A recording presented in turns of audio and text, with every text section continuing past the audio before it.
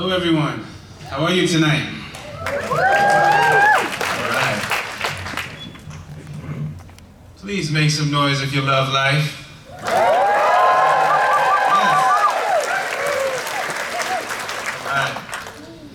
Alright. For the tech folks, can we bring the house lights down? I'd like to share a video, video here. So,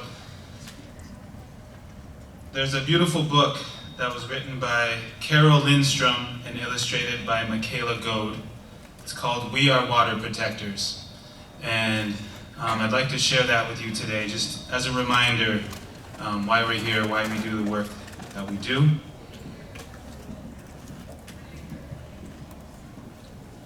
We are water protectors. Water is the first medicine, Economist told me. We come from water. It nourished us inside our mother's body as it nourishes us here on Mother Earth. Water is sacred, she said. We stand with our songs and our drums. We are still here. The river's rhythm runs through my veins, run through my people's veins. My people talk of a black snake that will destroy the land, spoil the water, poison plants and animals, wreck everything in its path. When my people first spoke of the black snake, they foretold it wouldn't come for many, many years. Now the black snake is here. Its venom burns the land, courses through the water, making it unfit to drink. Take courage. I must keep the black snake away from my village's water. I must rally my people to stand for the water, to stand for the land, to stand as one against the black snake. We stand with our songs and our drums. We are still here. It will not be easy. We fight for those who cannot fight for themselves. The winged ones, the crawling ones, the four-legged, the two-legged, the plants, trees, rivers, lakes. The earth, we are all related. Tears like waterfalls stream down, tracks down my face, tracks down my people's faces. Water has its own spirit, Economist told me. Water is alive. Water remembers our ancestors who came before us, she said. We stand with our songs and our drums. We are still here. We are stewards of the earth. Our spirits have not been broken. We are water protectors. We stand. The black snake is in for the fight of its life. And I'd like you all to read these words with me, if you can read them on the screen here. It's the Earth Steward and Water Protector Pledge. I will do my best to honor Mother Earth and all its living beings, including the water and land. I will always remember to treat the earth as I would like to be treated. I will treat the winged ones, the crawling ones, the four-legged, the two-legged, the plants, the trees, the rivers, lakes, the earth, with kindness and respect. I pledge to make this world a better place by being a steward of the earth and a protector of the water. Aho! Thank you. So my name is Kunu Bearchum. I was born in Eugene, Oregon. I'm from this community, and it's an honor to have these opening remarks here tonight for Winona LaDuke. Please make some noise for Winona LaDuke one more time.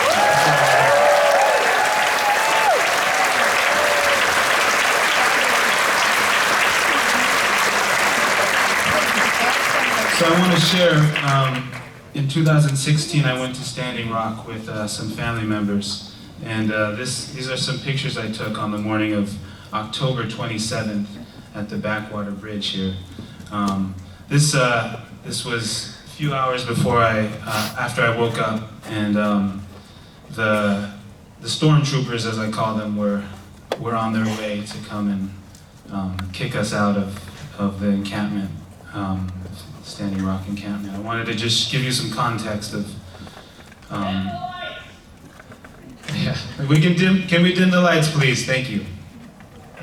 I just wanted to give you some context of where this energy comes from for us as Indigenous people to be continuing to fight for our rights, for the rights of our water and our land, and you know, to continue to take on the responsibility of being stewards to the earth and being connected and being of the earth. You know, they say that, you know, we are the land protecting itself. And that's something that indigenous folks of Turtle Island, we're trying to share with our relatives here tonight, our visitors that have come to this land in the last few hundred years, that we are literally of this earth. Our ancestors are in the ground here.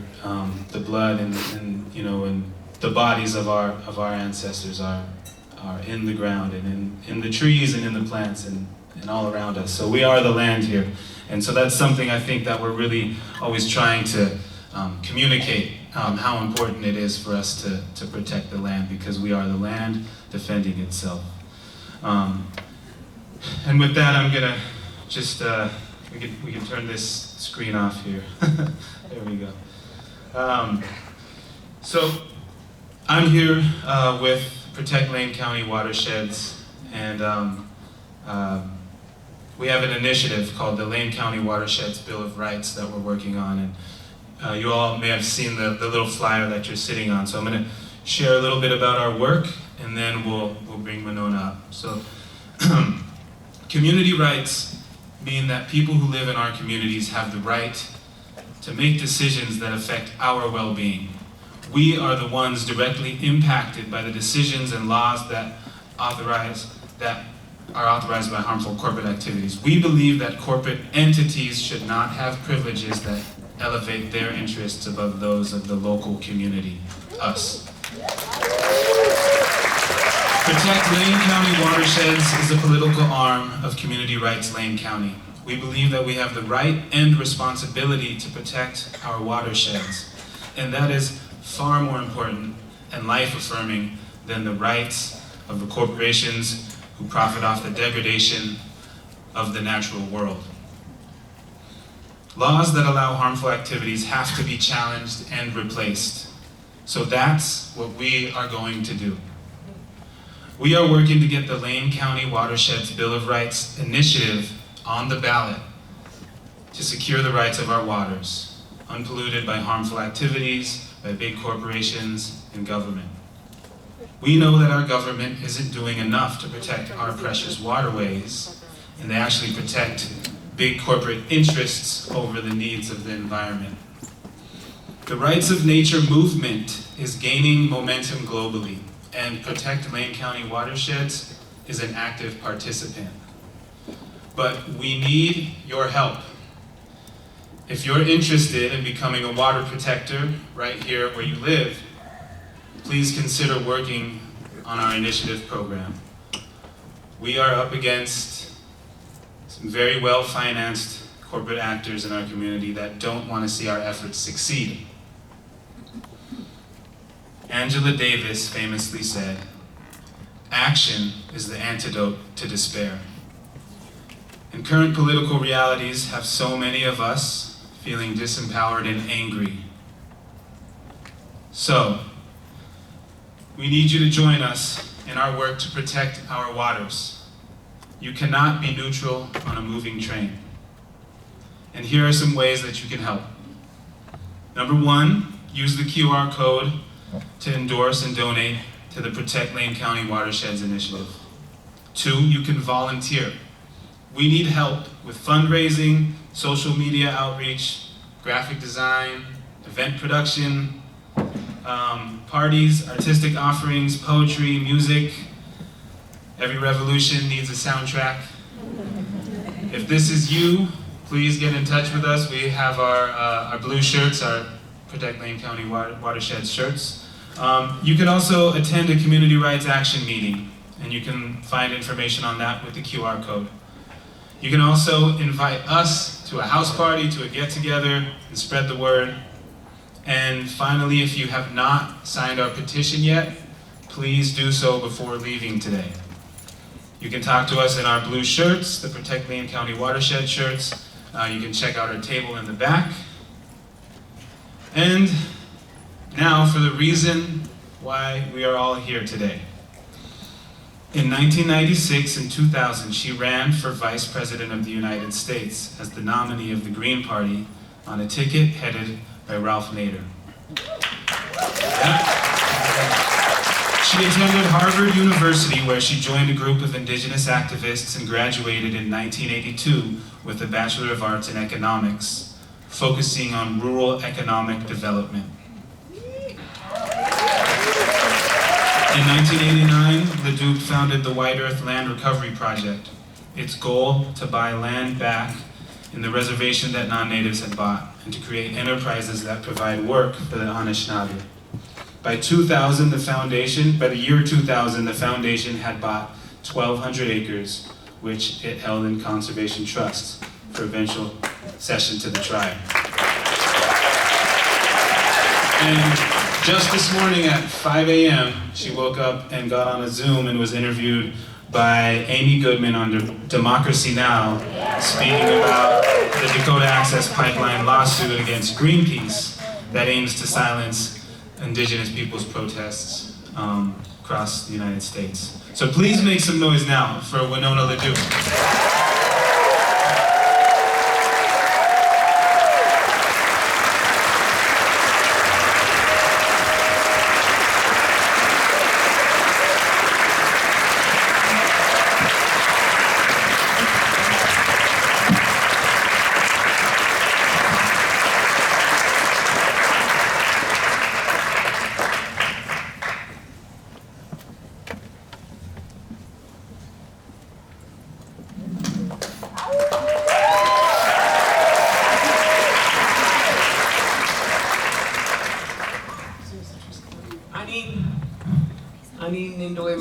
Hello, my relatives. So nice to see you all out there. I don't know how to get that. She's going to do something magic here for me. Many magic people will be here with me. You know, I knew this young man before he was born. Isn't that great? And that's what I feel like when I come here. This is my home territory too. You all know that, right?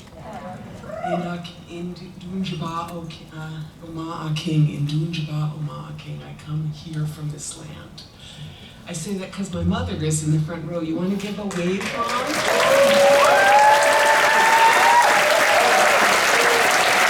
That's Betty LaDuke. You want to give it up for Betty LaDuke?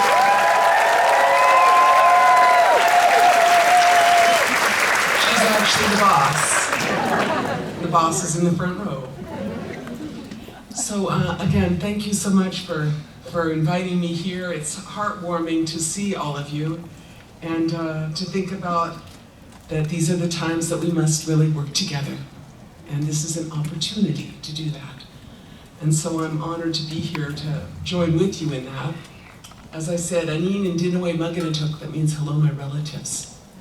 And I do feel grateful to see, and so grateful to all those who work so hard to make this happen. In Dunjaba Omaa King, that means I come from this land, but a king means the land to which, the very land to which the people belong. It's not like private property. A king means the land to which the people belong. That's kind of a different way of thinking, huh? And then there's Inda King Amin, that means the very land to which I belong. And I think that that is what we must all take into our hearts, that we belong to this land. We belong to these rivers. We belong to this place. And in that there is this reciprocal relationship where we take care and we give love, and she takes care of us. And so that is always what we must reaffirm, because we live in a world that does not reaffirm that relationship. And so it is upon us individually and collectively to reaffirm. So as I was thinking to speak tonight, I wanted to put my friend Ingrid Washington-Watak up. This is the 25th anniversary of her assassination.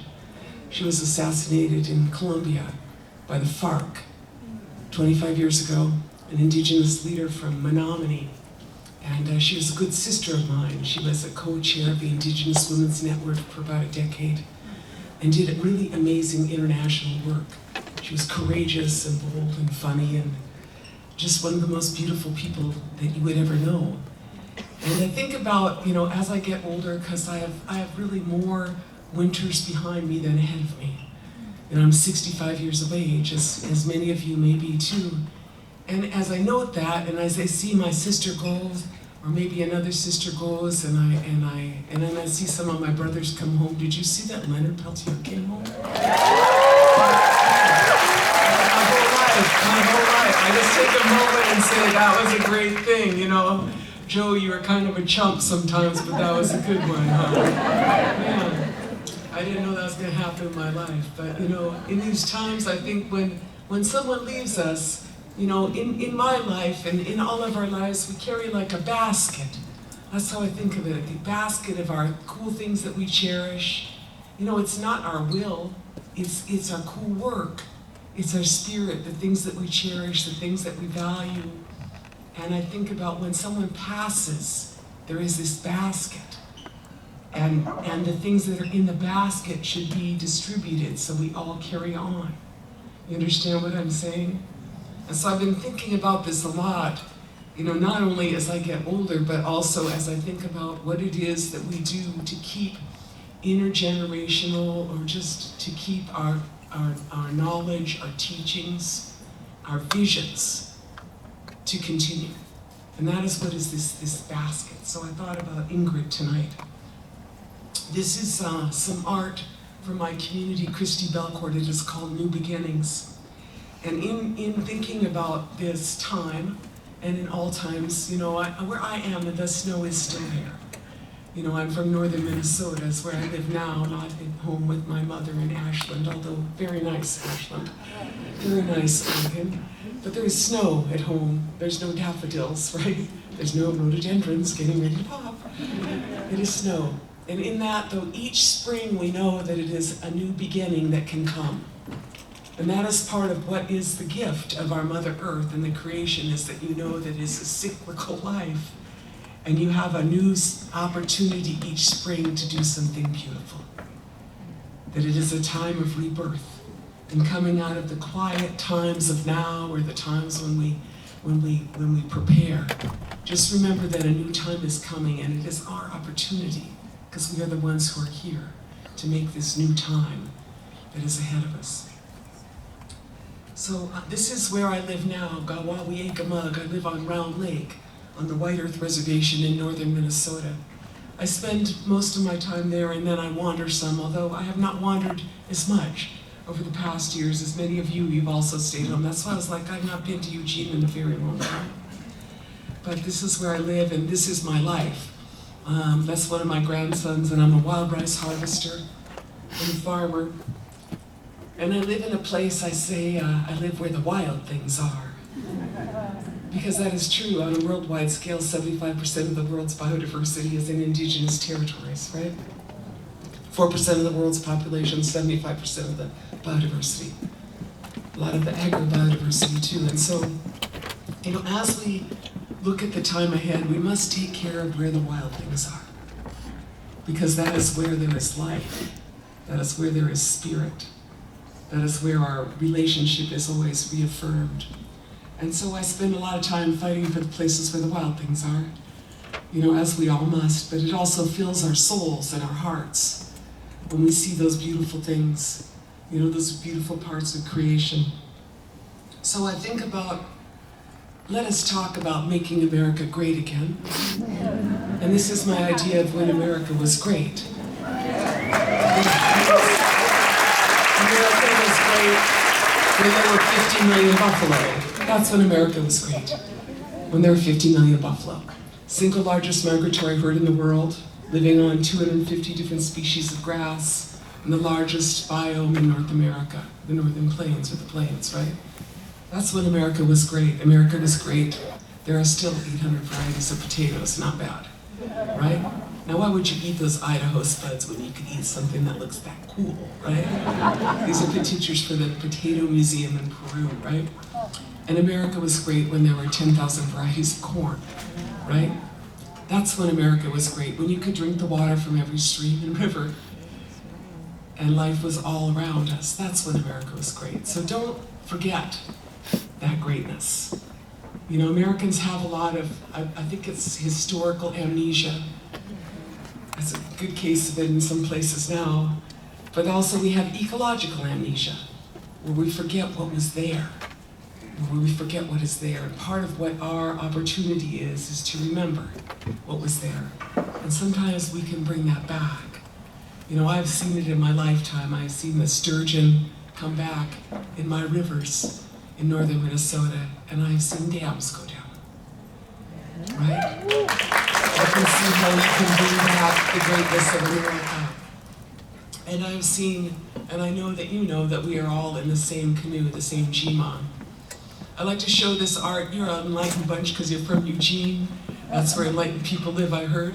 But, you know, I was an undergraduate at Harvard, as Kunu said, and as an undergraduate at Harvard, when he wanted to go to see the art of Europe, he went to the fine arts department, and when he wanted to see indigenous art, he went to anthropology at the Peabody Museum, which is actually where I worked as an undergraduate. And so I say that because I just want us to think about the value system that says that European art is in the fine arts department, and art of people of color is not in the same department. You know, and part of what this moment is, which is a moment that is in not only the time of prophecies, which is where we are, but it is the moment of absolute change, chaos, right? Crisis and opportunity. It is the year of the snake, I was told by the Chinese. Y'all follow that one? I was like, oh, that sounds horrible. They said, no, shed your skin. That's what my Chinese sister told me. She said, shed your skin. Make something new, right? So we are all in the same canoe. That's what we all are. And in that time that we're in the canoe, maybe it is a good time to shed some extra colonial baggage and such.